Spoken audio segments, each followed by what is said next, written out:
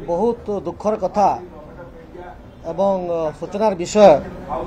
जे आज आउ थे प्रश्न काल विरोधी बिजेडी दल हो हल्ला करी गृह को बंद करिछि एवं लोकंकर जितेबाला स्वार्थ संबलित प्रश्नोत्तर जितेबाला प्रथम थर चलुची बंद करवा यथार्थता लोक विचार करेंगे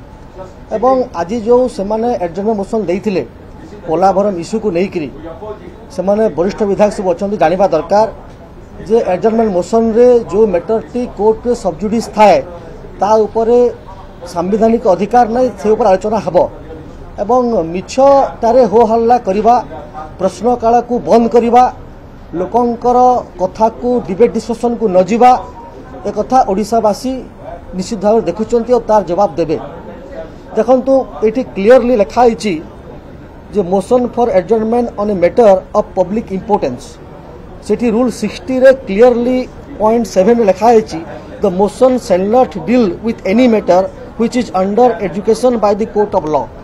यदि कोर्ट ऑफ लॉ रे कोनोसी मैटर अछि एवं पोलाभरम रो विषय रे जो कथाटा अछि सेटा सुप्रीम कोर्ट रे एबे मैटरटा अछि पेंडिंग अछि सही समय रे